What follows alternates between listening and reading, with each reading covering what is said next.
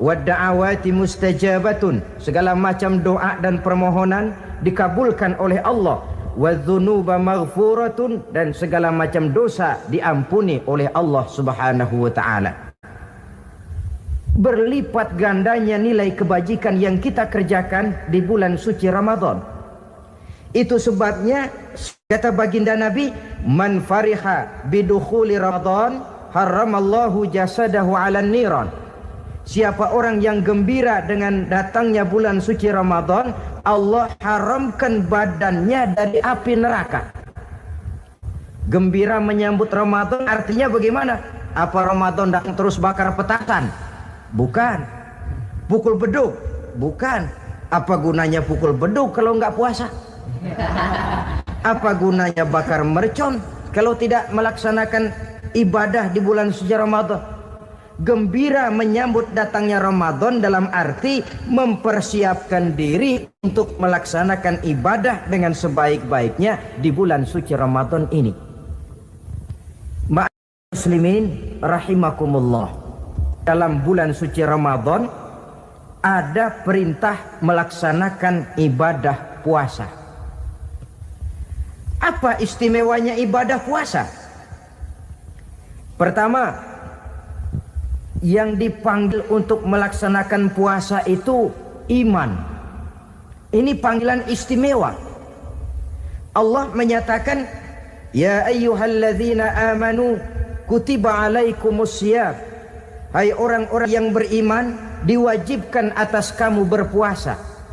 Iman yang dipanggil untuk melaksanakan ibadah puasa. Contoh, satu hari di depan rumah kita lewat tukang pepaya, tukang duku, tukang duren. Kita panggil satu tukang pepaya, bang pepaya berhenti dulu sebentar. Kira-kira yang merasa tukang pepaya berhenti nggak? Berhenti. Ini tukang duku sama tukang duren berhenti nggak?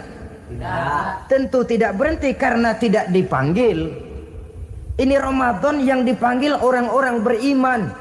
Hai orang-orang yang beriman, berhenti dulu sebentar. Berhenti apa? Berhenti makan di waktu siang, berhenti minum di waktu siang. Yang merasa beriman, berhenti. Yang tidak beriman, langsung. Biar Ramadan siang-siang makan jalan terus, ngerokok ngelepus terus. Kenapa? Tidak beriman, tidak merasa terpanggil oleh ayat tadi. Sekarang tukang pepaya lewat di depan rumah, kita panggil, bang pepaya berhenti dulu. Dia dengar tapi nggak mau berhenti. Apa kita bilang? Kang pepaya budak. Dipanggil nggak mau berhenti. Ini ada orang ngaku beriman kepada Allah, Ramadan dipanggil disuruh berhenti makan siang, nggak berhenti juga. Mukmin budak. Disuruh berhenti minum di waktu siang, nggak berhenti juga. Mukmin budak. Ini istimewanya puasa. Panggilan difokuskan kepada iman. Hai orang-orang yang beriman. Allah tidak bilang hai orang-orang yang sudah masuk Islam. Tidak. Ya ayyuhallazina aslamu. Tidak. Ya ayyuhallazina amanu yang dipanggil. Hai orang-orang yang beriman. Nilai nurani yang paling dalam itu yang dipanggil melaksanakan ibadah puasa. Lalu orang beriman yang bagaimana yang wajib puasa? Pertama, dia sudah balik. Yang kedua, berakal sehat. Yang ketiga, dia mampu berpuasa. Orang beriman macam ini balik, berakal sehat, mampu melaksanakan puasa. Kalau cukup syarat ini, dia wajib puasa. Kurang syarat, tidak wajib puasa. Jadi kalau di bulan Ramadan ada teman kita tidak puasa, jangan heran barangkali syaratnya kurang. Cukup dalam hati saja, ini orang kurang syarat, makanya nggak puasa. Pak, itu teman saya kok nggak puasa? Nggak puasa, nggak puasa. Dia bukan orang beriman kali ah. Orang yang tidak beriman itu tidak wajib puasa. Beriman kok pak? Iman, tapi nggak puasa, nggak puasa. Belum balik kali ah. Belum balik, cuma badan doang gede. Bongsor kali itu. Belum balik. Sudah kok Pak, sudah balik, sudah. Tapi enggak puasa, enggak. Gila kali dia akal itu tidak wajib puasa. Waras Pak, dia tidak gila, tidak. Barangkali dia tidak mampu melaksanakan puasa karena terkena uzur syar'i. Ini keistimewaan puasa yang pertama yang dipanggil melaksanakannya iman. Keistimewaan yang kedua, oleh karena yang dipanggil iman, maka puasa dinamakan ibadah sirriyah, ibadah rahasia. Kalau kita sembahyang, orang lihat kan? Lihat enggak? Lihat. Kita bayar zakat, orang tahu. Kita pergi haji, apalagi pergi haji sekampung nganterin. Tapi kita puasa atau tidak puasa, yang tahu kan cuma kita dan Allah saja. Pura-pura sedekah nggak bisa. Pura-pura sholat ketahuan, gerakannya mesti canggung. Pura-pura pergi haji, kemana perginya? Tapi pura-pura puasa gampang. Namanya ibadah sirriyah. Bulan puasa jam 8 pagi makan. Keluar rumah bibir lap yang kering. Jalan lemesin dikit. Ada angin belaga miring. Temennya tanya, lu lemas amat, gue lagi puasa nih. Orang lain bisa dibohongi. Sebab puasa memang merupakan ibadah sirriyah yang tahu cuma kita dan Allah saja. Karena dia ibadah rahasia, puasa ini sulit terkena penyakit riya. Ibadah yang lain karena kelihatan orang gampang kena penyakit riya, to show only. Sholat karena kelihatan orang gampang kena penyakit riya. Karena saya jadi imam, misalnya di belakang saya lihat ada mertua, wah saya bikinlah sembahyang saya mantap-mantap, pakai sorban, pakai siwak, bahasanya saya paseh-pasehin kayak orang 16 tahun di Mekah. Wah, ufali warwal maghribi salah sarokaatin Allahu Akbar. Surahnya saya cari yang panjang-panjang, paling pendek sabbihis sama wadduha. Akibat apa itu? Riya, di belakang ada calon mertua. Tapi kalau sholat sendirian dalam kamar, boro-boro pakai serban dan siwak, kadang-kadang kaos kutang saja cukup. Surahnya jangan sabbih sampai wadduha, langganannya inna a'toinakal kautsar sama qul huwallahu ahad. Karena sholat terlihat orang mudah kena penyakit riya. Sedekah pun begitu. Mulanya niatnya cuma mau sedekah 5.000 karena ada orang yang disedekahani, naik 10.000, yang 5.000 sudah karena orang. Jadi ibadah yang lain itu mudah terkena riya, tapi juga mudah dinilai orang. Kita bisa saja bilang, itu orang sholatnya khusyuk ya. Kenapa? Kelihatan dari gerakannya. Itu orang hajinya mabrur ya. Kenapa? Kelihatan dari tingkah lakunya setelah pulang haji. Itu orang sedekahnya berani ya. Kenapa? Ketahuan dari jumlahnya. Ibadah yang lain bisa dinilai, tapi puasa nggak bisa dinilai. Itu orang puasanya mantap bener ya. Kenapa? Beludah melulu. Itu bukan ukuran. Itulah sebabnya dia dinamakan ibadah sirriyah, ibadah yang abstrak, yang tahu cuma si pelaksana dan Allah saja. Ini keistimewaan puasa yang kedua. Yang ketiga, saudara-saudara, kalau ibadah-ibadah yang lain, ganjaran pahalanya itu dijelaskan oleh Allah. Sedekah kalau ikhlas pahalanya begini. Haji kalau mabrur pahalanya ini. Sembahyang berjamaah pahalanya ini. Untuk puasa tidak. Puasa Allah cuma bilang as-siyamu li wa ana ajzi bihi. Puasa adalah untukku, aku yang akan membalasnya. Berapa besar balasannya tidak dijelaskan oleh Allah. Apa artinya ini? Kalau saudara kerja, mandor bilang, sampean kerja sama saya, gaji 1 hari 5.000. Ketahuan kan, sehari 5.000. Kita bisa kong kalingkong, ada mandor rajin, nggak ada mandor kendor. Pokoknya sehari 5.000. Tapi kalau mandor cuma bilang, kau kerja sama aku, gajimu nanti aku yang atur. Tidak dijelaskan, nanti aku yang atur. Ini kan mestinya kita kerja hati-hati. Sebab apa? Mungkin gaji kita lebih besar dari jumlah 5.000 kalau kerjaan memuaskan. Mungkin tidak digaji sama sekali kalau kerjaan berantakan. Tidak dijelaskannya pahala puasa menjadi sugesti bagi kita untuk melaksanakan ibadah ini dengan sebaik-baiknya. Mungkin gaji sangat besar, mungkin tidak digaji sama sekali. Sebab kata Nabi, kam min shaimin laisa lahu min siyamihi illa al-ju' wal 'ajz. Berapa banyak orang puasa, dia tidak memperoleh apa-apa dari puasanya kecuali lapar dan haus saja. Puasa sah, kewajiban gugur, nilai 0. Tidak dapat apa-apa kecuali lapar dan haus. Jadi inilah keistimewaan daripada ibadah puasa. Saudara hadirin yang saya hormati, kemudian apa sih perlunya kita melaksanakan ibadah puasa ini? Pertama, kita perlu melaksanakan ibadah puasa agar dalam hidup ini kita bisa mengendalikan hawa nafsu. Perut besar, tempat bersarangnya energi yang melahirkan gerak dan merupakan kendaraan utama daripada iblis.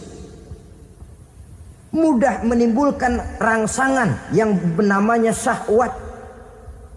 Kalau itu kita kendalikan, maka langkah hidup ini akan menjadi lurus karenanya. Benar kalau Nabi menyatakan,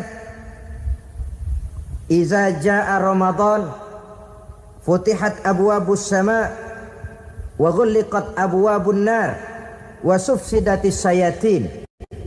Apabila datang bulan suci Ramadan, dibuka pintu langit, dibuka pintu surga, ditutup pintu neraka, dan diikat setan-setan itu. Siapa yang ikat setan? Puasa kita. Dengan puasa kita mengendalikan nafsu. Kalau nafsu kita kendalikan, setan nggak berkutik. Jadi yang mengendalikan nafsu itu nilai puasa. Nafsu terkendali, setan terikat. Kalau puasa, kalau nggak puasa, setannya ngebludak. Jadi jangan digambarkan, wah kalau bulan puasa setan dirantai. Rantainya kayak apa? Yang rantai siapa?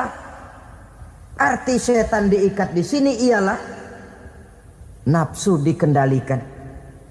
Dengan apa? Mengatur makan dan minum. Puasa kan sebenarnya logikanya mengatur perpindahan waktu makan dan minum saja. Apabila perut besar ini teratur demikian rupa, syahwat tidak menggelegak, dia terkendali. Dengan hidup pandai mengendalikan nafsu, iblis tidak berdaya dan tidak berkutik. Ma'asyiral muslimin rahimakumullah, Nabi bersabda, la yu'minu ahadukum hatta takuna hawahu taba'an lima ji'tu bih. Belum sempurna iman kamu kalau nafsumu belum ikut apa yang aku bawa. Yang dibawa Nabi tidak lain daripada syariat, termasuk di dalamnya pelaksanaan ibadah puasa. Karena itu saya pesan kepada seluruhnya, jangan kalau puasa kayak orang ngancem. Siang bisa mengendalikan nafsu, tapi begitu maghrib berbunyi, nafsu sudah tidak terkendalikan lagi. Itu namanya puasa orang ngancem. Kayaknya biarin siang gua tahan, ntar lo maghrib. Begitu maghrib berbunyi, sudah macam bendungan pecah. Semua isi meja pindah ke perut. Akhirnya kalau siang dia setengah mati kelaparan, habis buka setengah mati kekenyangan. Dua-duanya jelek. Kalau sudah kekenyangan, yang enak kan ngukur balik. Tidur. Maghrib liwat, isya out, trawek boten. Temennya nyamper ke masjid yuk terawih duluan deh, gua kenyang bener nih. Kenyang. Berbuka itu yang bagus pakai etik ya. Etika buka itu maghrib berbunyi, cukup seteguk air, 3 butir korma atau sepotong kue. Sholat maghrib. Selesai sholat maghrib, masuk ronde kedua. Waktunya agak panjang. Makan ala qadarnya. Selesai makan, berangkat ke masjid, isya tarawih. Pulang tarawih, masuk ronde ketiga. Waktunya panjang. Mau habis-habisan juga nggak apa-apa. Tapi kalau begitu maghrib berbunyi langsung dipukul 1 ronde, kita yang rubuh. Kekenyangan. Waktu siang dia sanggup mengendalikan nafsu. Tapi begitu maghrib berbunyi, nafsu sudah tidak terkendali lagi. Asar, pengaruh puasa tidak akan membekas dalam jiwanya. Siang jelas puasa, nggak boleh ngerokok. Begitu maghrib sampai imsak kayak lokomotif, kelebul nggak berhenti. Tidak lagi sanggup mengendalikan diri, mumpung boleh katanya. Sampai pernah kejadian ada orang bangun sahur kesiangan, bingung dia waktunya tinggal dikit. Mau sahur dulu nggak keburu ngerokok, mau ngerokok dulu takut nggak keburu sahur. Akhirnya bareng, sebelah nyuap nasi, sebelah ngerokok. Itu macam mana rasanya kalau sudah kayak begitu itu. Padahal pengaruh daripada melaksanakan puasa akan terlihat dari sejauh mana seseorang dalam hidup mampu mengendalikan nafsu. Bukan pada waktu memang dilarang, tapi pada waktu diizinkan. Di situ yang paling kelihatan. Kalau waktu siang saudara mampu mengendalikan nafsu, itu jelas saja memang seharusnya wong puasa. Malam dalam keadaan makan boleh, minum boleh, masih mampu mengendalikan nafsu, dalam arti makan dan minum pada batas yang wajar saja. Itulah yang dikehendaki dari melaksanakan ibadah puasa. Sehingga ibadah itu membekas dan ikut membentuk kepribadian orang. Sekali lagi, jangan cuma waktu siang saja bisa mengendalikan nafsu. Di waktu malam pun dalam kondisi yang memang dihalalkan, kita juga hendaknya mampu mengendalikan nafsu. Jadi inilah perlunya puasa yang pertama, supaya kita bisa mengendalikan nafsu. Yang kedua, puasa itu melatih kita hidup sederhana. Orang sufi mengajarkan, orang yang paling kaya ini sebenarnya orang yang hidupnya paling cukup. Sedangkan orang miskin adalah orang yang kebutuhannya kelewat banyak. Maka yang paling kaya, bahkan yang maha kaya, itu sebenarnya cuma Allah. Sebab apa? Dia nggak perlu apa-apa. Makin banyak keperluan kita, makin miskin kita. Coba orang puasa lihat. Kalau sudah jam 2, jam 3, itulah barangkali memang termasuk godaannya dalam melaksanakan ibadah puasa. Kalau jam 1 siang, jam 2 siang, jangankan makanan enak, nangka busuk kita lihat legit. Barangkali cobaan di dalam melaksanakan ibadah puasa. Tapi kalau sudah maghrib berbunyi, berbuka kita kena seteguk air, sepotong roti, 3 butir korma, kenyang rasanya. Kemana keinginan yang tadi begitu menggebu-gebu? Oh, bisikan nafsu rupanya itu. Makin dalam kita merenung, makin sampai kita kepada bentuk kesederhanaan di dalam hidup ini. Jadi ibadah puasa membentuk pribadi seorang muslim untuk jauh daripada sifat tamak bin rakus alias rakah. Tamak itu berasal dari kalimat toma dalam bahasa Arab yang sifatnya sudah terukir dari hurufnya. Huruf to, tengahnya bolong. Huruf mim, tengahnya bolong. Huruf ain, mulutnya mangap, perutnya gede. Jadi orang tamak macam itulah. Apapun yang diberikan Allah tidak pernah ada cukupnya dan tidak pernah ada syukurnya. Sehingga Nabi menjelaskan, lau anna libni adama wadiyani min zahabin labtagha lahuma thalisan wala yamla'u jawfa ibn Adam illa turab. Andai kata manusia mempunyai 2 buah ladang yang seluruhnya emas, tidak usah kepalang tanggung, ladang emas, 2 ladang semuanya ladang emas, dia tidak akan puas, dia akan mencari lagi ladang yang ketiga. Wala yamla'u jawfa ibn Adam illa turab. Mulut manusia ini memang tidak akan pernah penuh kecuali kalau sudah diisi dengan tanah.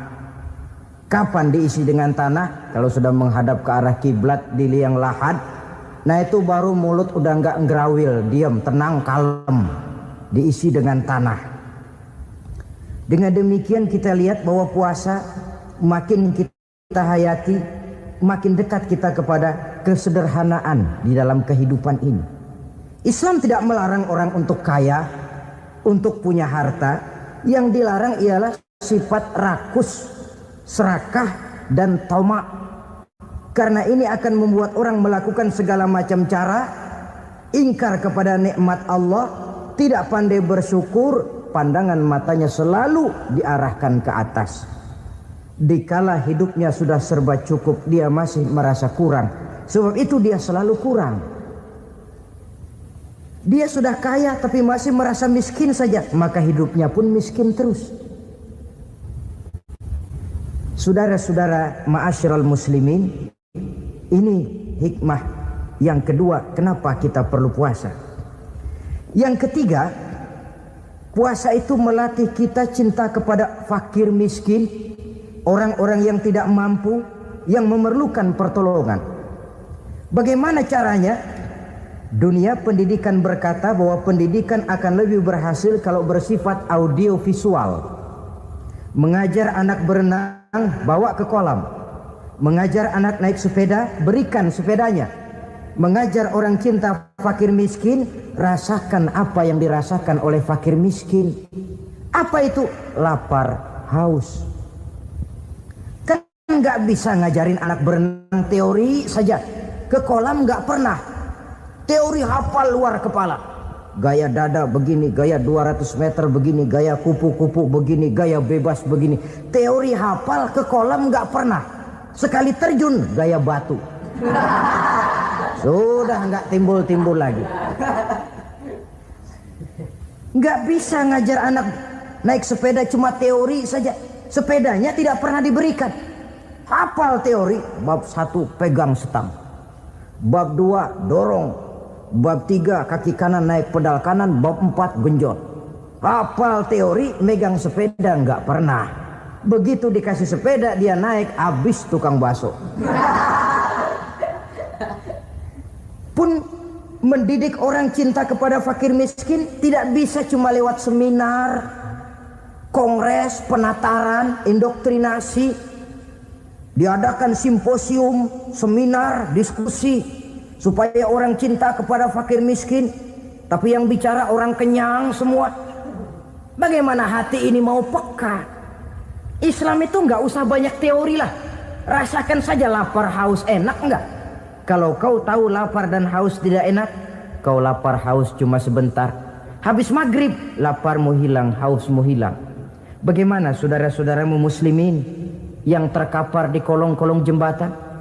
Yatim piatu yang hidup terlunta-lunta, perempuan-perempuan tua hidup miskin, anak pun banyak perlu uluran tangan. Lapangan kerja sulit, persaingan hidup makin tajam, meringkuk mereka di sudut-sudut kehidupan. Beratap langit, beralas bumi, tanpa tahu kapan hidup dan nasibnya akan berubah. Di situ pekaklah hati untuk hidup tidak cuma buat kepentingan diri dan perut sendiri saja, tapi mampu memberikan pertolongan sesuai dengan kemampuan kepada mereka yang memang memerlukan. Sebuah hadis menyatakan, irhamu ahlal ardi yarhamkum man fis sama. Sayangilah apa yang ada di permukaan bumi, nanti yang di langit akan sayang kepadamu. Si kaya sayang kepada yang miskin lalu menolongnya. Yang alim sayang kepada yang awam lalu membimbingnya. Yang pemimpin sayang kepada rakyat lalu melindunginya. Yang di langit akan sayang kepada kita, akan turun rahmah berlimpah, akan tercipta keberkahan dan ketenangan dalam hidup. Tapi kalau sebaliknya, yang kaya malah nyantap yang miskin, yang pemimpin malah menggilas yang rakyat, yang alim malah membodoh-bodohi orang yang memang sudah bodoh, akan terwujudlah malapetaka. Bukan rahmah yang turun dari langit, tapi azab akan menimpa kita semua. Orang yang menghayati lapar, menghayati haus, akan timbul kepekaan sosial. Hidup tidak cuma untuk diri sendiri saja, tapi mampu melihat lingkungannya. Yang keempat, kita perlu puasa untuk menumbuh sifat jujur dan disiplin. Coba lihat, kalau tengah hari bulan puasa, andai kata saudara masuk ke dalam kamar seorang diri, saudara kunci dari luar, lalu saudara makan, tidak seorang pun tahu. Tapi kenapa itu tidak kita lakukan? Ada semacam perasaan malu.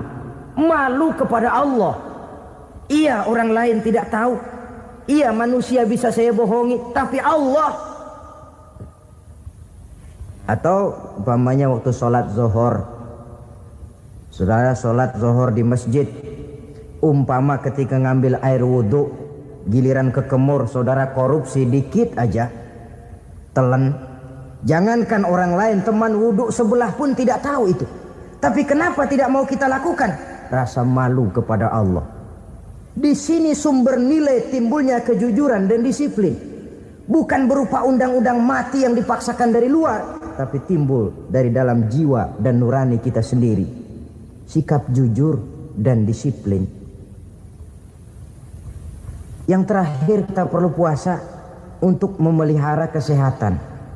Kata Nabi, sumu tasihhu, berpuasalah kamu, badanmu akan sehat. Sebab apa? Saya katakan tadi, semua energi dihasilkan dari perut besar sini.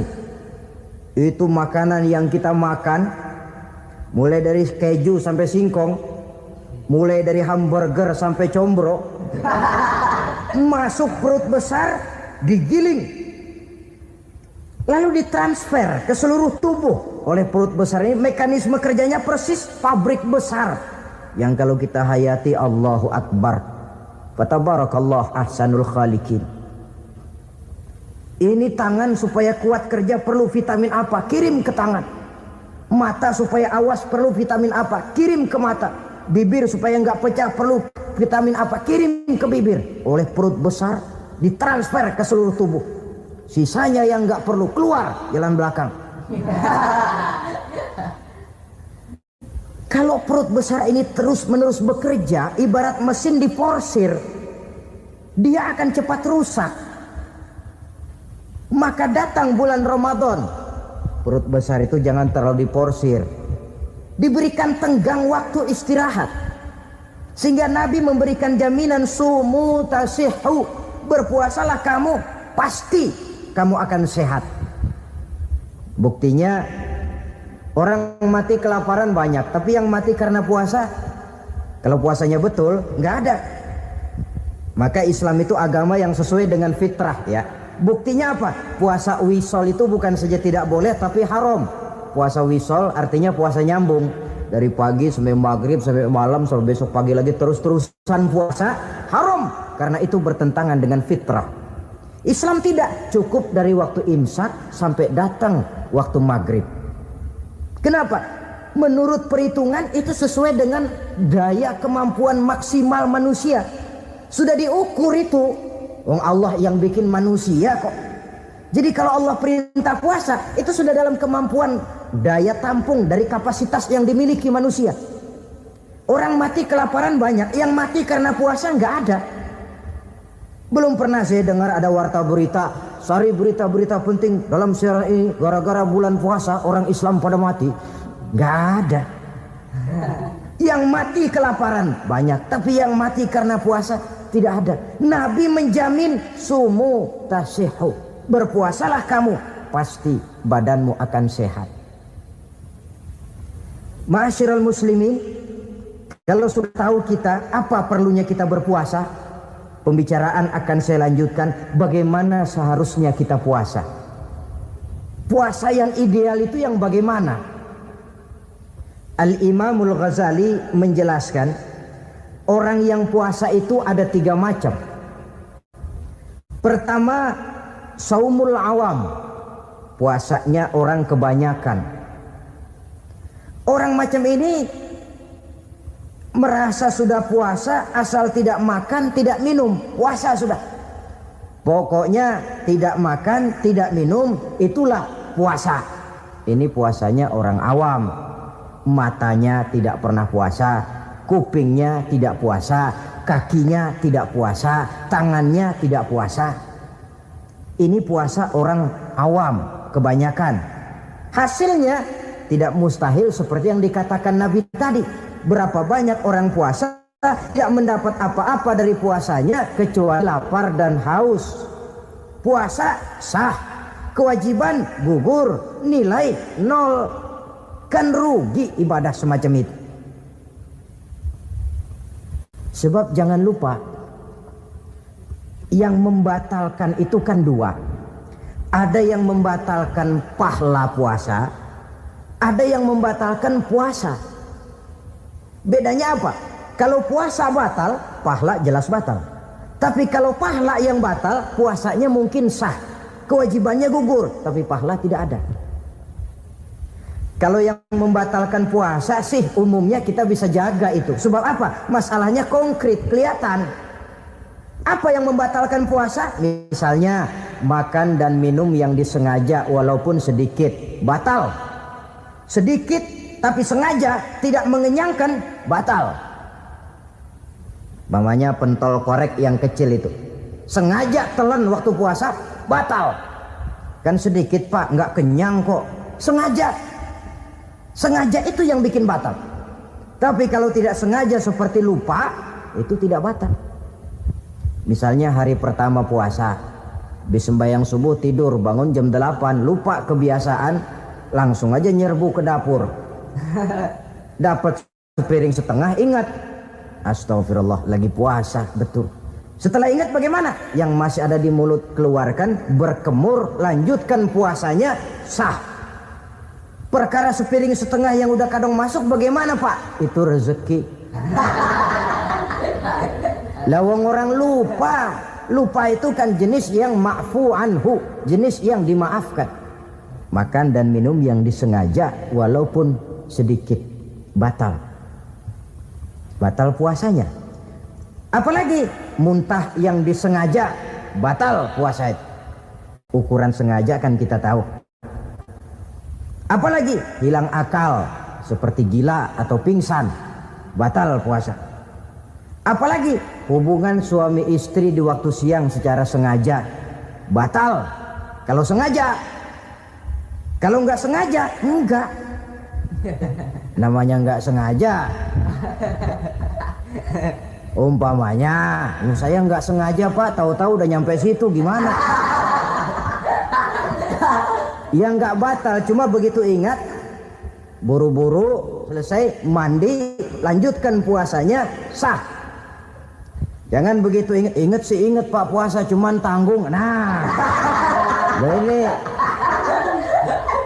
tanggung ini yang bikin jadi batal. Dan jangan lupa, orang yang membatalkan puasa karena hubungan suami istri, dendanya paling berat. Seorang sahabat pernah lapor, halaktu ya Rasulullah, ya Rasul, celaka saya. Ma ahlaka, apa yang bikin kamu celaka? Saya lagi puasa Ramadan ya Rasulullah, saya nggak tahan. Lalu saya nyelonong sama istri saya, pengantin baru ini rupanya. Nyelonong bagaimana? Ya nyelonong.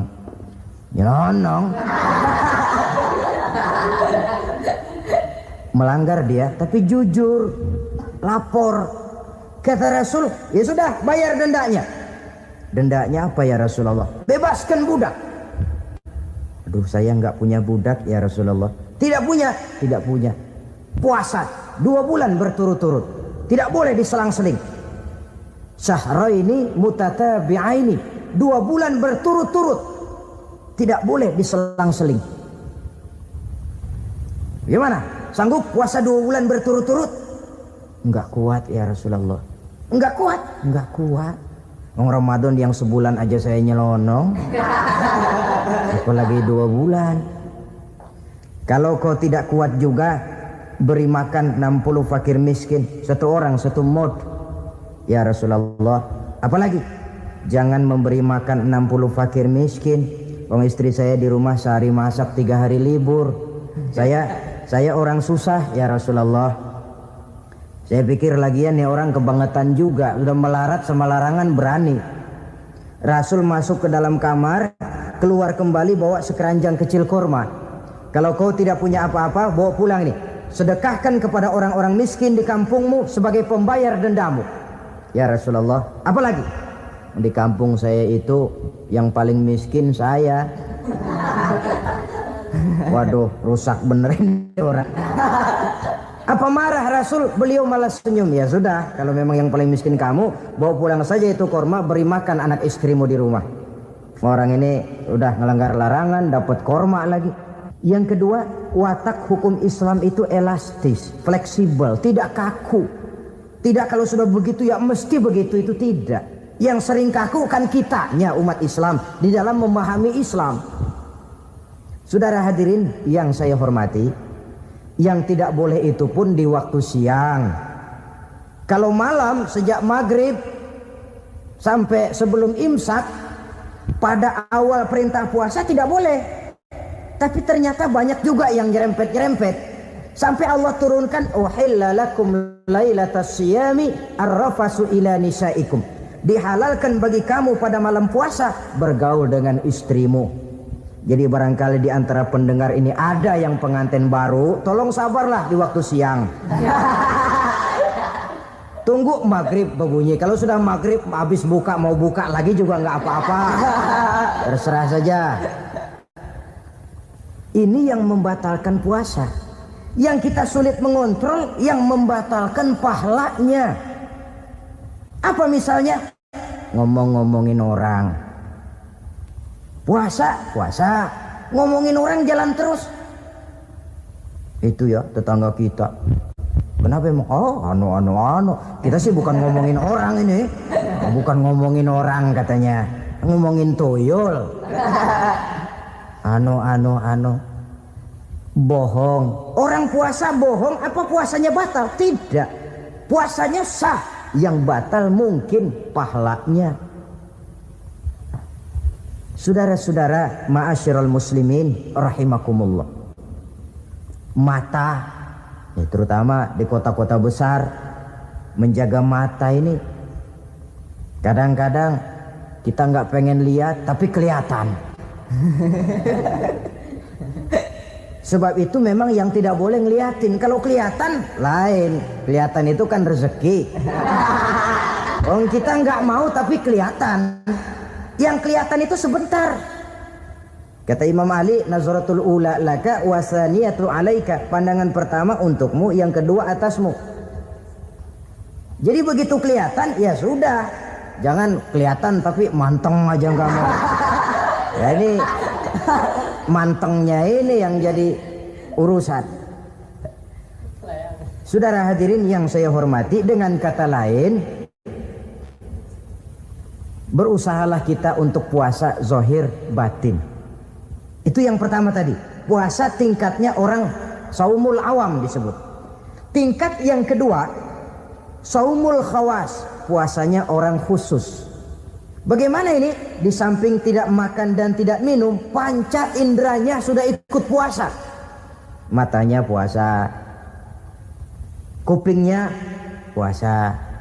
Asal ada diajak ngomong-ngomongin orang, maaf ya, kuping saya lagi puasa. Kakinya puasa, diajak jalan ke tempat yang tidak baik, dia bilang, maaf saja, kaki saya lagi puasa. Diajak nyolong, maaf, tangan saya lagi puasa. Tidak cuma sekedar tidak makan dan tidak minum, panca inderanya sudah ikut puasa.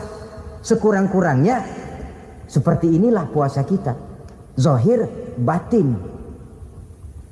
Nah, yang tertinggi disebut saumu khawasil khawas, puasa orang khusus yang lebih khusus lagi. Ini sudah the first class ini. Puasanya orang VIP. Bagaimana puasanya orang ini? Di samping tidak makan dan tidak minum, puasa panca inderanya, hatinya juga sudah ikut puasa dari seluruh keinginan yang selain Allah. Wah, ini kelas tinggi. Orang yang puasa macam ini, andai kata jam 3 sore dia berpikir, ntar sore buka pakai apa ya, dia menganggap batal pahalanya. Kenapa? Masih mikirin makanan. Kalau kita kan bukan cuma mikirin, ngancem. Waduh, jam 5 di meja udah berderek es kopior, kelapa muda, cendol. Apa yang mau diminum lebih dulu? Tingkat yang tertinggi ini, hatinya juga puasa dari semua keinginan yang selain Allah. Idealnya sekurang-kurangnya kita puasa zahir batin. Zahirnya menahan diri dari yang membatalkan puasa, batinnya mencegah diri dari yang membatalkan pahala puasa kita itu. Ma'asyiral muslimin rahimakumullah.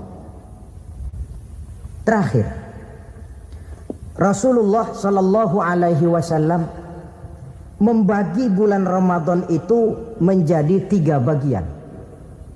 Sepertiga yang pertama tanggal 1 sampai 10 Ramadan, masa turunnya rahmah, turunnya kasih sayang Allah. Kalau istilah sepak bola, tanggal 1 sampai 10 Ramadan ini disebut babak semifinal, babak penyisihan. Sepak bola itu kalau baru tingkat babak penyisihan, pesertanya banyak. Seluruh kesebelasan turun bertanding, babak penyisihan.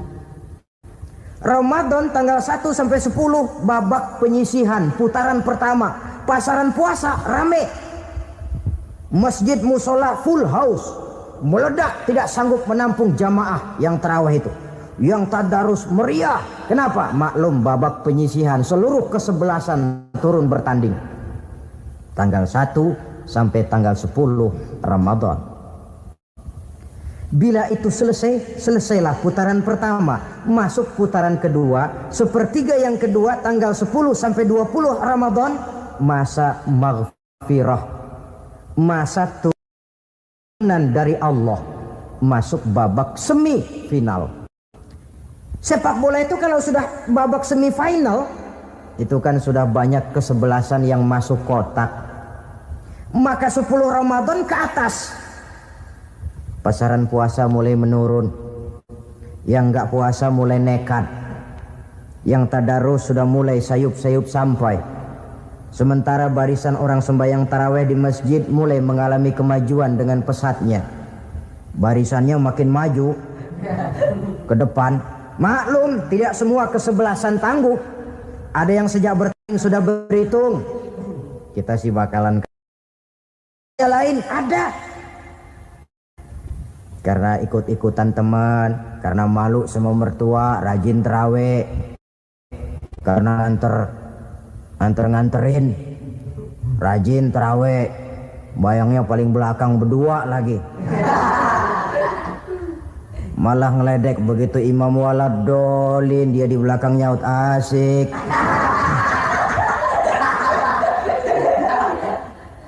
Yang kayak begini ini sudah nggak bakal tahan lama, akan gugur di babak semifinal. Puncaknya putaran terakhir tanggal 20 sampai akhir Ramadan, masa itkun minan nar, masa pembebasan dari api neraka, masuk babak final. Kalau sudah babak final, ya pesertanya nggak banyak sudah. Ramadan tanggal 20 ke atas babak final, pesertanya nggak banyak. Sebab apa? 20 Ramadan ke atas pikiran orang sudah bercabang itu. Yang punya kampung sudah siap-siap mau pulang mudik, lebaran di kampung. Puasa kayak enggak, yang penting pokoknya lebaran. Yang pegawai negeri gajinya kecil, anaknya banyak, palanya ngebet. Yang belum punya sepatu, belum punya baju, macam-macam problem sehingga konsentrasi ibadah menurun. Padahal Nabi sangat menganjurkan tingkatkan ibadah la siyama fi asril awakhir, lebih-lebih pada hari 10 yang akhir, tanggal 20 sampai akhir Ramadan. Di situ dianjurkan memperbanyak ibadah, i'tikaf, tarawih, tadarus Quran, bersedekah, amalan-amalan sunnah yang sangat dianjurkan di bulan suci Ramadan ini. Nah, mereka yang keluar sebagai finalis Ramadan Allah Subhanahu wa ta'ala berkenan memberikan piagam penghargaan. Di atas piagam itu tertulis dengan nyata, ghufira lahu ma taqaddama min zambihi.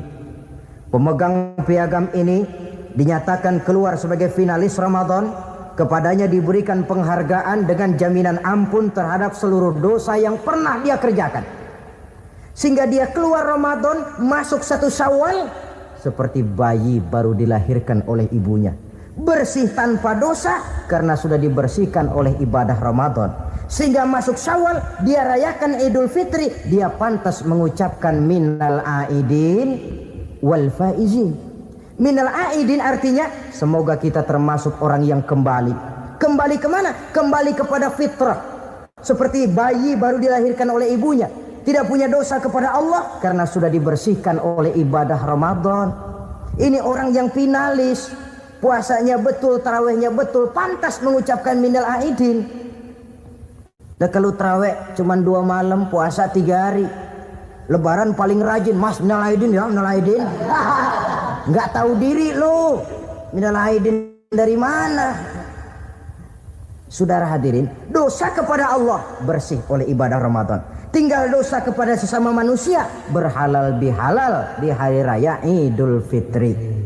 Nah, inilah pembicaraan kita pada pertemuan kali ini, dengan harapan mudah-mudahan ibadah kita diterima Allah, kita keluar sebagai finalis yang pada akhirnya masuk ke dalam kelompok minal aidin wal faizin, orang yang kembali suci kepada fitrah dan orang yang beruntung.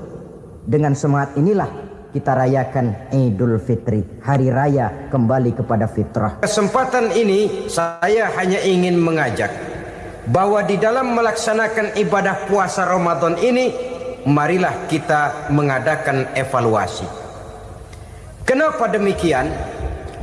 Barangkali secara jujur, walaupun agak berat, saya masih harus berkata, masih banyak di antara kita umat Islam yang di dalam melaksanakan suatu ibadah terjebak dalam rutinitas ritual.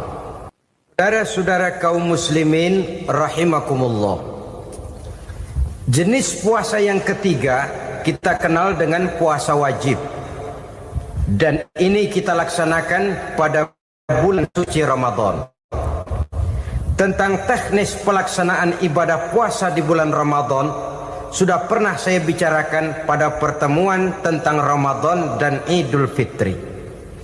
Pada kesempatan ini saya hanya ingin mengajak bahwa di dalam melaksanakan ibadah puasa Ramadan ini, marilah kita mengadakan evaluasi. Kenapa demikian? Barangkali secara jujur, walaupun agak berat, saya masih harus berkata, masih banyak di antara kita umat Islam yang di dalam melaksanakan suatu ibadah terjebak dalam rutinitas ritual. Apa itu rutinitas ritual? Itu bahasa susah. Berhubung saya tidak ingin bicara yang susah-susah, kita bicara yang mudah-mudah saja.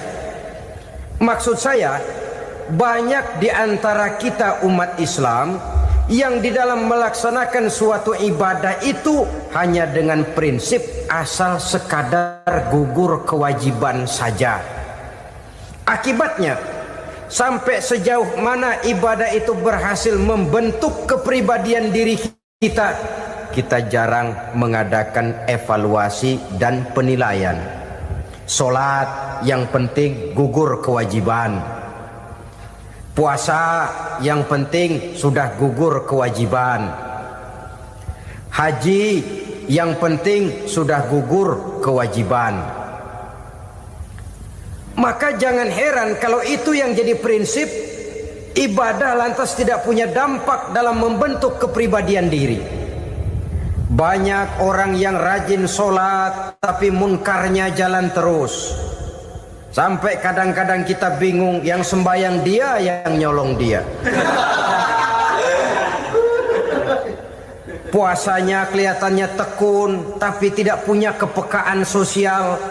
sama yatim piatu bersifat masa bodoh, sama fakir miskin malah gemes.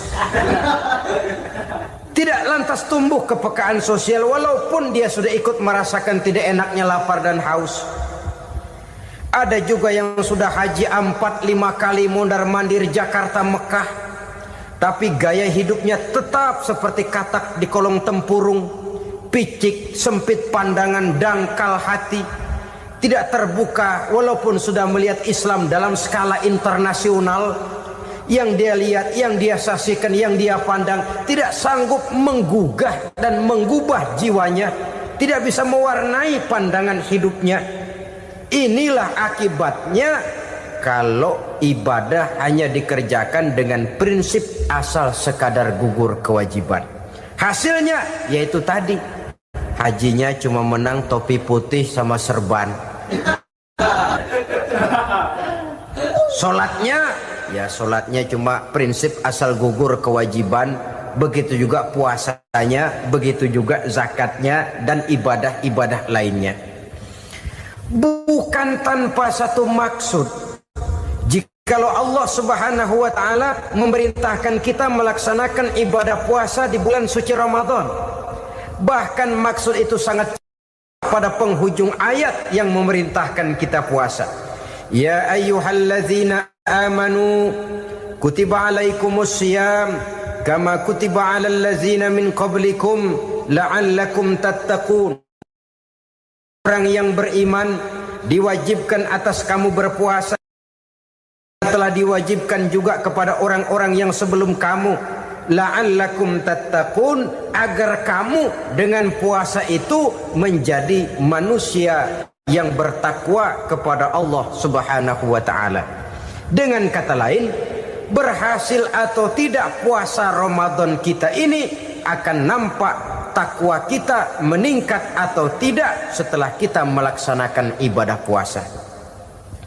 Sehingga kalau orang mengatakan Ramadan itu merupakan month of training, bulan latihan, keluar latihan tentu harus semakin naik dan baik gaya kehidupan kita. Jadi tujuan utama daripada pelaksanaan ibadah puasa adalah untuk membentuk manusia yang bertakwa.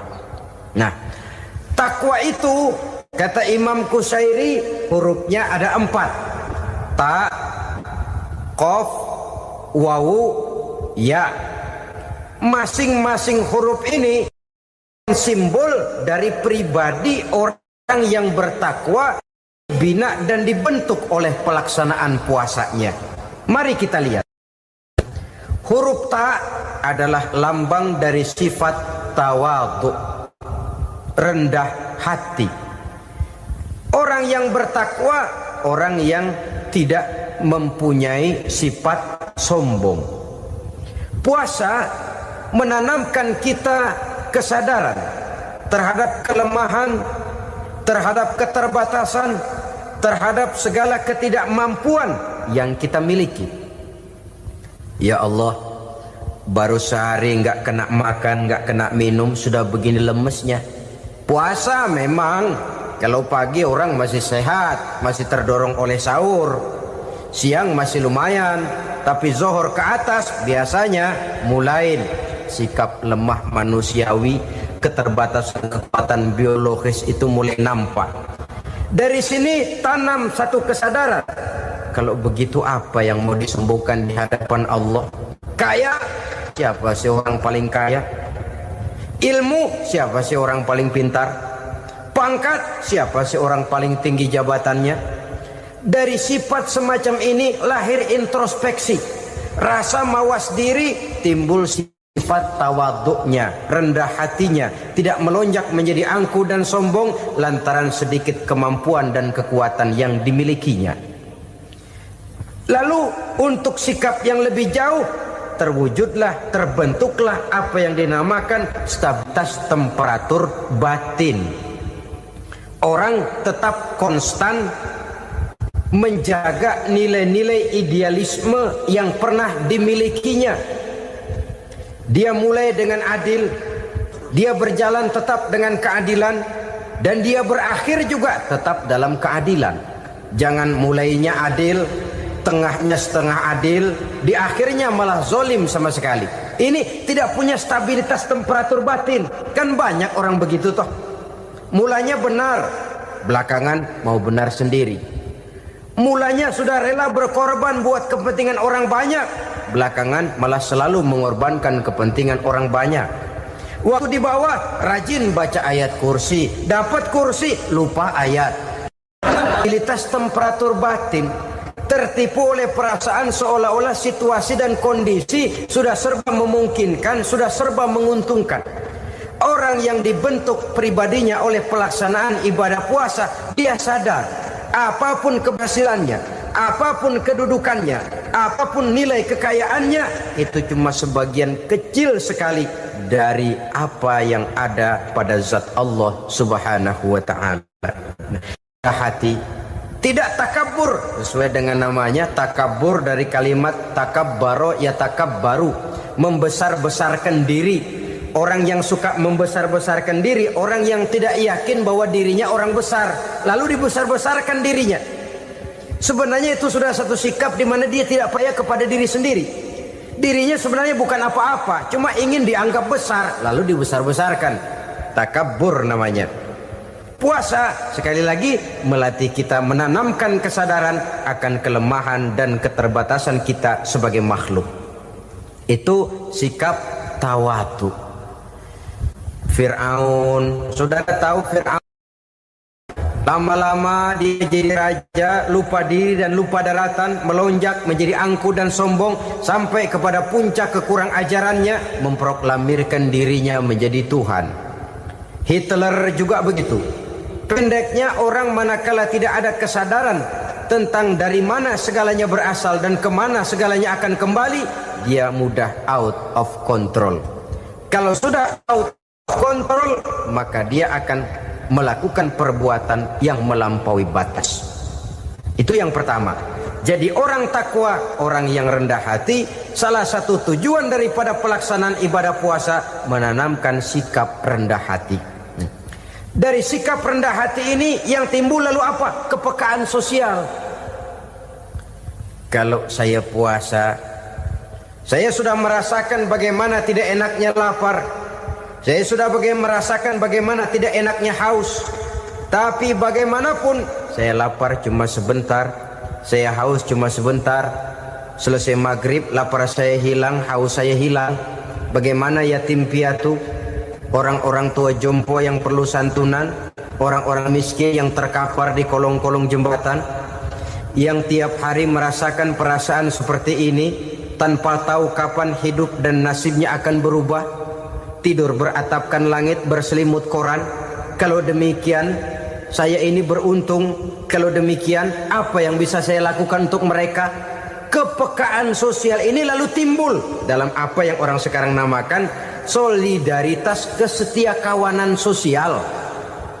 Hidup tidak hanya untuk kepentingan diri dan perutnya sendiri saja, tapi mau menolong, mau membantu orang yang memang memerlukan bantuan dan pertolongan itu sendiri. Jangan setelah tahu lapar tidak enak, haus tidak enak, tapi kita tidak mau tenggang rasa, tidak mau timbang rasa. Begini loh tidak enaknya lapar, begini loh tidak enaknya haus. Ini terjadi pada diri saya. Saya masih mampu, masih berbuka puasa. Bagaimana yang tiap hari merasakan seperti ini? Tidak Ramadan, tidak Syawal, tidak Zulqa'dah, tidak Zulhijjah, selalu kelaparan dan kehausan. Dari sana timbul kepekaan sosial. Lalu lahirlah sikap pemurah, dermawan, mau menoleh ke kiri dan ke kanan. Bahkan Al-Quran itu sampai mengancam betul. Ara'aita allazi yukadzibu bid-din fadzalika allazi yad'u al-yatim wa la mendustakan agama. Islam mendustakan Islam. Salat dia tapi mendustakan salat. Puasa dia tapi mendustakan puasa. Siapa mereka itu? Fadzalika allazi yad'u al-yatim. Merekalah orang-orang yang meninggalkan anak-anak yatim. Wa la yahuddu ala ta'amil miskin, dan tidak pernah memberi pertolongan, tidak memerintahkan memberi makan kepada fakir miskin, walaupun dia berada pada posisi dan kondisi yang memang dia mampu. Nah, kalau dia tidak mampu itu lain soal. Dia mampu, dia tahu, dan dia diam saja, itu termasuk yukadzibu biddin, orang-orang yang mendustakan agama. Berlindung kita kepada Allah, jangan sampai termasuk ke dalam kelompok itu. Yang kedua, saudara, huruf takwa itu qaf. Qaf adalah lambang dari sifat qanaah. Qanaah artinya merasa cukup. Puasa melatih kita untuk bersikap cukup dalam hidup. Kalau kita perturutkan menjelang saat berbuka, menunggu waktu berbuka, istilah orang di Jawa Barat ngabuburit katanya. Kita menunggu saat berbuka, segalanya saja ingin kita beli, segalanya saja ingin kita minum, semuanya saja ingin kita makan. Sebab nafsu sudah begitu berupa, perut sudah sedemikian lapar, kerongkong sudah sedemikian haus, rasanya semuanya saja ingin kita telan.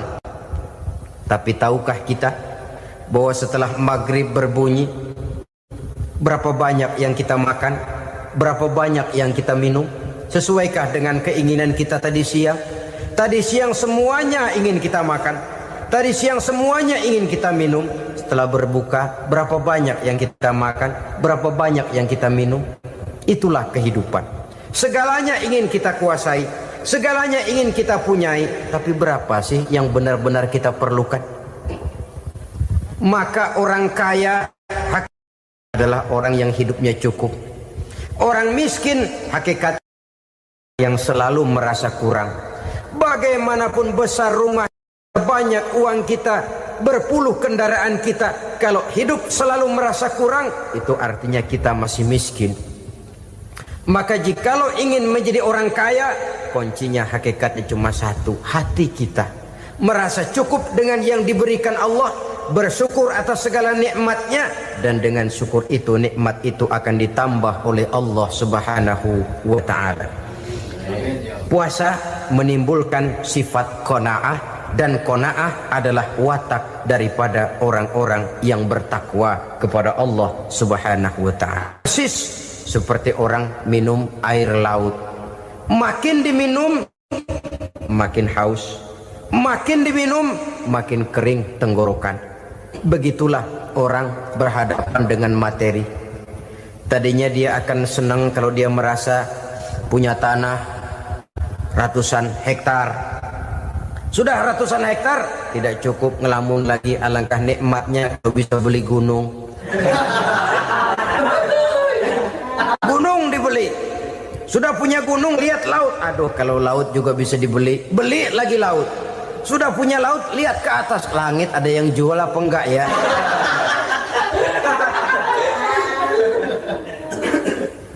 Seperti orang berhadapan dengan air laut yang makin diminum makin membuat kita haus dan makin kering tenggorokan ini. Maka itu harus dihentikan. Sikap untuk menghentikan itu tidak lain adalah dengan sifat qanaah itu tadi. Merasa cukup dengan apa yang diberikan Allah, mensyukuri nikmatnya. Itu yang kedua. Yang ketiga, pada kalimat takwa ada huruf wawu. Wawu adalah simbol dari sifat wara dengan ain. Wara, orang yang terpelihara dirinya baik dari yang syubhat, lebih-lebih dari yang haram. Syubhat, saudara tahu, barang yang remeng-remeng. Tapi sungguh pun remeng-remeng, kira-kira prosentasenya 70-30. 70% haram, 30% kemungkinan halalnya. Maka yang syubhat lebih baik dijauhi daripada diambil. Orang yang punya kepribadian wara, dirinya terpelihara, jangankan dari yang haram, dari yang syubhat saja dia sanggup menjaga dan memelihara dirinya. Oleh karena itu saya heran kalau orang di bulan Ramadan dia sanggup menjaga diri di waktu siang dari jenis makanan yang halal, dari jenis minuman yang haram. Ada tahu nganggur di meja siang, enggak dia makan. Ada air teh nganggur di meja siang. Enggak dia makan, padahal itu jenis makanan dan minuman yang halal. Tapi ketika datang maghrib, dia berbuka dengan makanan yang dibeli dari uang yang dihasilkan dengan cara yang haram. Bukankah itu sesuatu yang terbalik? Bukankah dengan demikian sudah tidak lagi menimbulkan sikap yang bisa memelihara dan menjaga kepribadian diri? Orang yang membiasakan diri terpelihara dari yang syubhat apalagi yang haram, maka baik yang dipakainya, yang diminumnya, yang dimakannya terdirilah dari barang-barang yang baik yang dihalalkan oleh agama. Wara. Kemudian yang keempat, pada huruf kalimat takwa ada huruf yakin. Huruf ya simbol dari sifat yakin. Orang yang puasa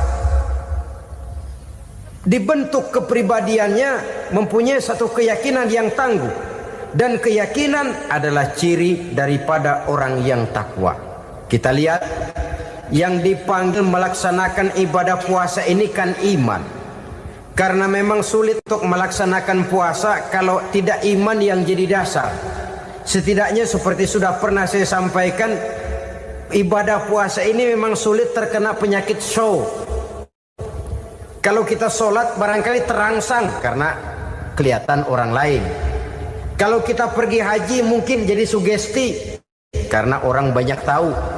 Kalau kita bayar kita jadi terangsang karena banyak orang lihat.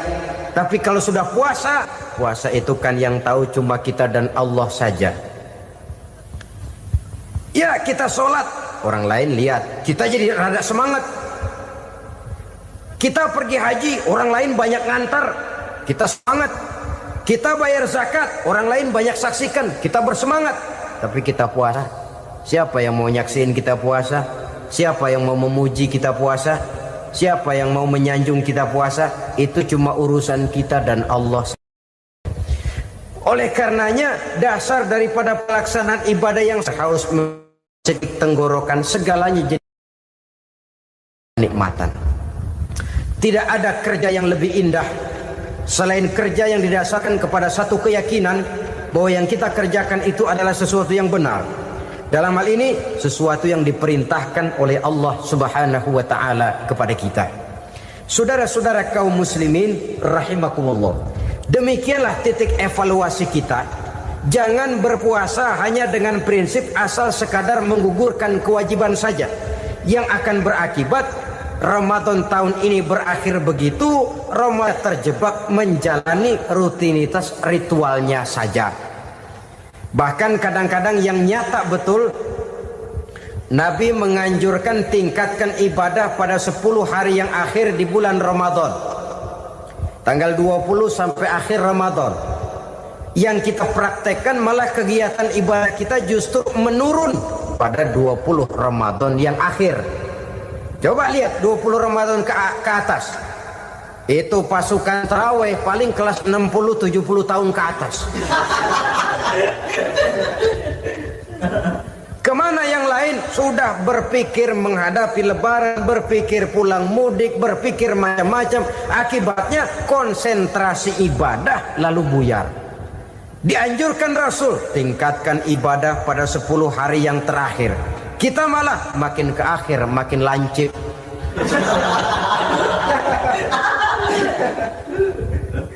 Saudara-saudara kaum muslimin rahimakumullah. Kita terjebak oleh sesuatu yang sementara, oleh sesuatu yang bersifat kulit, lalu meninggalkan isinya. Padahal jikalau kita tidak mengisi Ramadan dengan kegiatan ibadah, berarti kita tidak keluar dari Ramadan dengan jiwa yang baru yang sudah ditempa oleh pengalaman ibadah di bulan Ramadan. Artinya kita tidak kembali kepada fitrah, kesucian seperti saat kita dilahirkan. Lalu kalau kita tidak kembali kepada fitrah, apa yang mau kita rayakan pada Idul Fitri itu? Di mana letak kegembiraan kita? Di mana letak kebahagiaan hati? Kembalikah kita kepada fitrah? Tidak. Benarkah puasa yang kita kerjakan? Kelihatannya juga tidak. Adakah dampak dari pelaksanaan ibadah dalam pribadi kita? Tidak. Kadang-kadang Ramadan selesai malah teriak merdeka.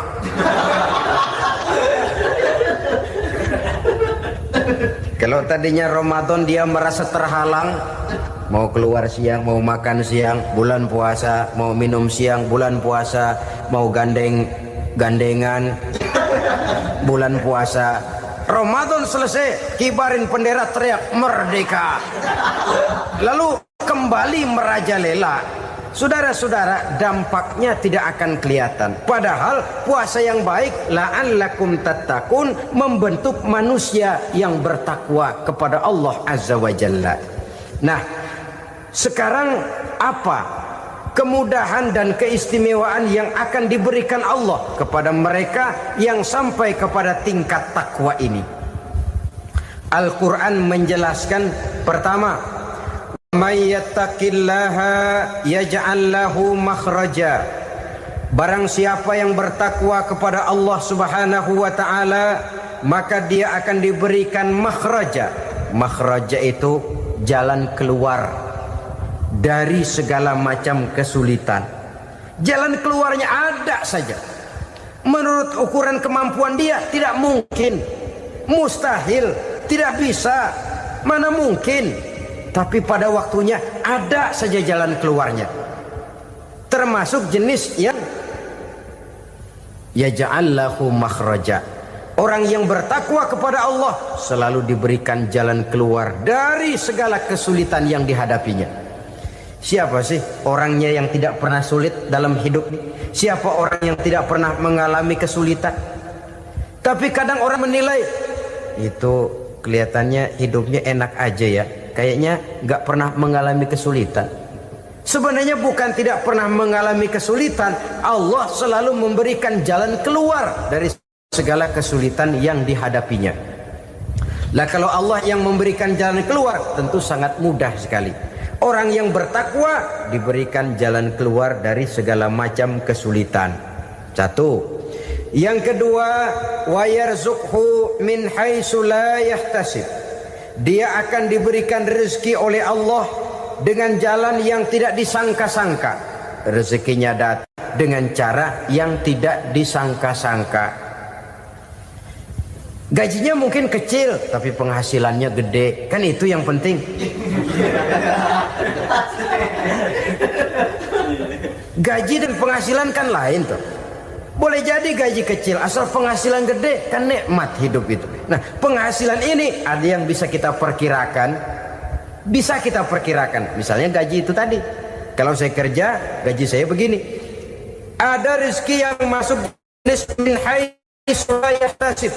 Tidak kita sangka-sangka, tidak kita duga-duga, tahu-tahu ada saja rezeki. Datang orang bawa persoalan yang mendatangkan hasil. Sebab rezeki, jodoh, maut memang seperti bayangan. Kita uber-uber dia lari, kita diem dia diem. Kan gemesin itu. Bayang-bayang itu begitu. Kita kejar, dia lari. Rezeki juga begitu. Kita diam, dia diam. Setengah mati yang namanya rezeki kita cari, kita uber, ngobek sampai ratusan bohong kita kerjain. Tapi memang belum waktunya, ya sulit untuk tembus. Tapi kadang-kadang giliran kita nongkrong di rumah, datang orang bawain rezeki. Itulah yang namanya rezeki. Tapi ini untuk orang yang bertakwa.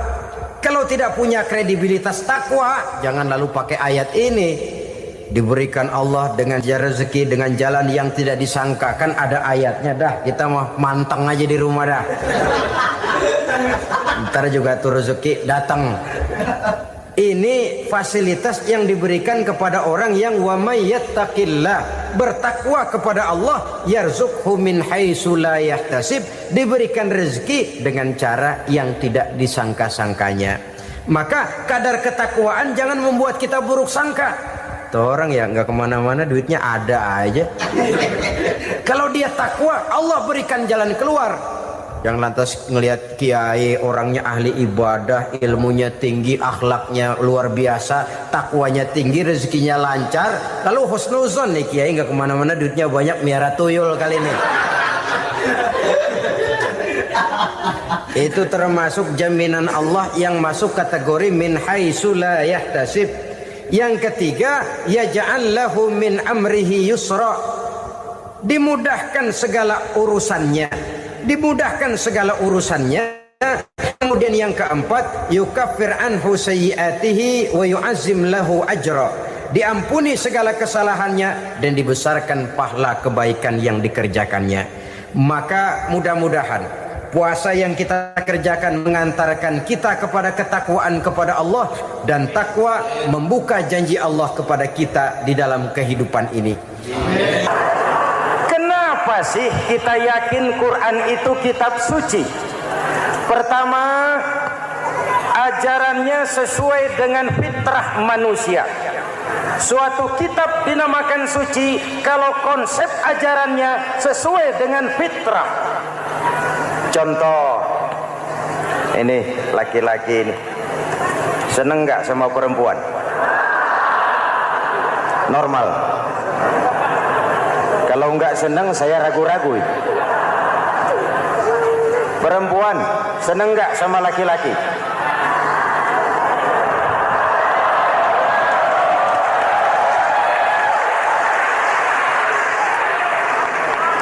Ini fitrah. Laki-laki suka perempuan, perempuan suka laki-laki. Quran memahami itu.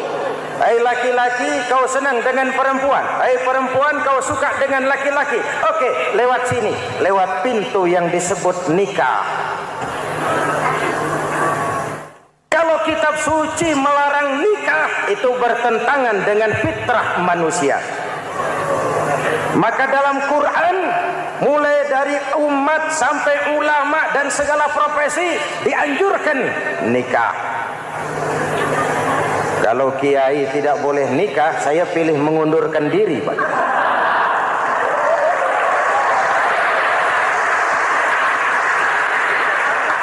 Itu bertentangan dengan fitrah. Lagian mubazir dikasih perabotan nggak dipakai.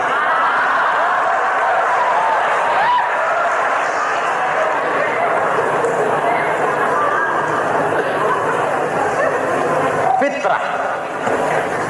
Contoh lagi, manusia perlu makan. Kalau ada kitab suci menyuruh puasa terus dari pagi sampai sore sampai malam sampai pagi lagi, eta teh kitab gelo.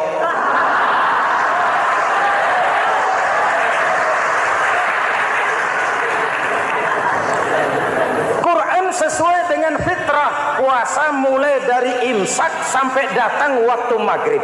Puasa ngebleng dari pagi sampai sore sampai malam merusak kesehatan. Malam berpuasa boleh bergaul dengan istri. Kenapa? Fitrah.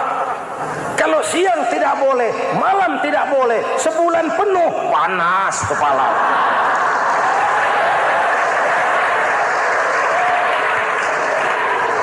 Rontok rambut. Hadirin yang saya hormati, itu yang pertama. Yang kedua, kita yakini Quran sebagai kitab suci karena isinya tidak saling bertentangan, konsekuen, konsisten. Kalau ada satu kitab, di satu ayat mengajarkan Tuhan Esa, di lain ayat mengajarkan tiga, liar itu mah. Kitab suci isinya paradoks. Bagaimana kitab suci isinya saling bertentangan?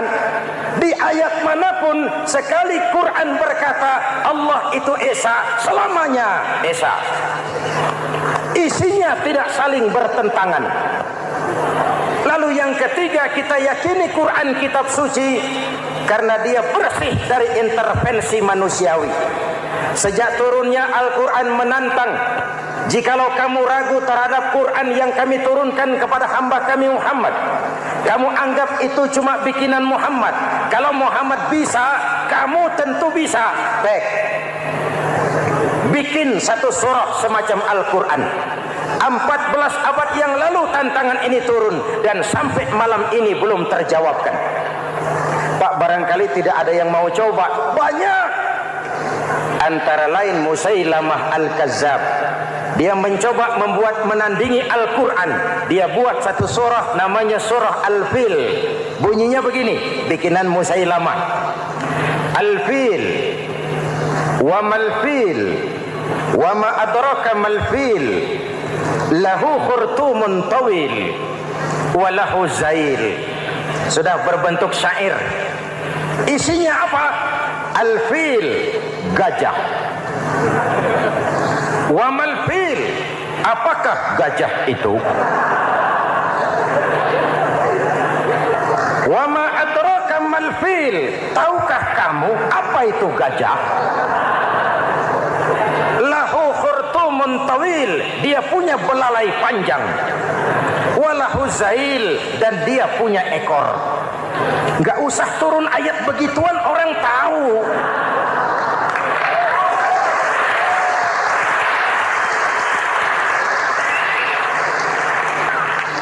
Kalau redaksi mendekati, maka isi jauh panggang dari api. Kitab suci bersih dari campur tangan manusiawi. Maka Al-Quran, ke bahasa apapun dia diterjemahkan, naskah aslinya tetap ikut.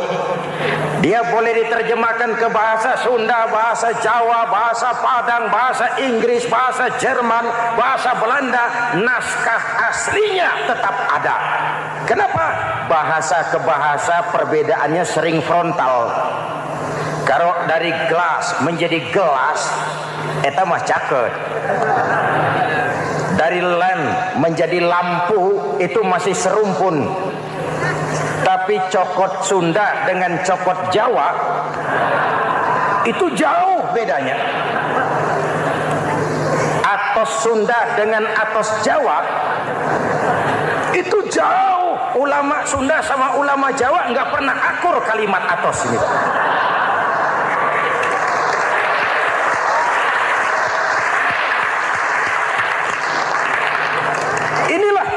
Janji Allah, inna nahnu nazzalna dzikra wa inna lahu lahafizun. Kami yang turunkan Al-Quran, kami yang akan menjaganya. Ribuan orang hafal Al-Quran. Lalu apa pesan-pesan misi utama Al-Quran? Pertama, menegakkan tauhid. Ini yang lebih dahulu. Membentuk kualitas sumber daya manusia dengan menanamkan nilai-nilai keimanan, membebaskan dari ketergantungan kepada benda. Ya ayyuhan nasu ubudu rabbakumul ladzi khalaqakum. Hai manusia, Tuhanmu yang perlu kau sembah hanyalah Tuhan yang telah menciptakan kamu. Jangan menyembah Tuhan yang tidak pernah menciptakan kamu. Mengapa kau menyembah harta padahal dirimu lebih berharga dari harta?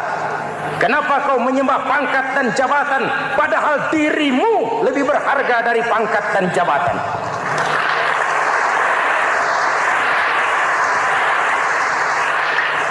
Diajak rasio berpikir, Tuhanmu yang perlu kau sembah hanyalah Tuhan yang menciptakan kamu. Dan Tuhan yang menciptakan kamu itu Tuhan yang lam yalid walam yulad, yang laisa kamislihi syai'un, dan itulah Allah Subhanahu wa taala. Ayo orang teh, ayeuna teh. Boleh pakai teh. Ayeuna teh, kita teh. Kalau kepada syirik jali, syirik yang terang-terangan, insya Allah tidak. Nyata-nyata menyembah berhala, tidak. Nyata-nyata menyembah pohon, tidak. Nyata-nyata berkeyakinan Tuhan lebih dari satu, tidak. Tapi kita sering terjebak pada syirik kecil, syirik khafi, syirik yang tersamar. Saya sejak pakai cincin ini, jangankan anak gadis, nenek-nenek ngelihat saya cincin. Jangankan anak gadis, nenek-nenek lihat saya lemes cincin. Ini saya sejak ada perkutut di rumah ini dagang lancar perkutut. Ini Ramadan, bulan penempaan nilai-nilai keimanan. Misi utama Quran menegakkan tauhid, memerangi kemusyrikan, membebaskan manusia dari ketergantungan kepada benda. Dari situ kualitas sumber daya manusia dimulai. Saya sering mengungkapkan selama ini sistem pendidikan kita cuma mengisi otak, bukan membentuk watak. Otak diisi segala macam ilmu, tapi hati kosong. agama rapuh, akhirnya moral rendah. Muncul manusia-manusia yang pintar, cuma sayang tidak benar. Indonesia kita bangkrut, Indonesia kita terpuruk, Indonesia kita sakit sekarang ini kan ulahnya orang-orang yang pintar tapi tidak benar.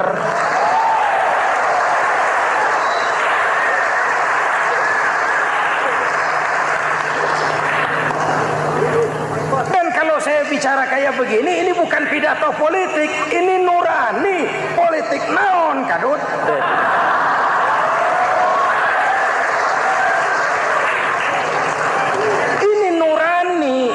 Tanggung jawab sebagai anak bangsa.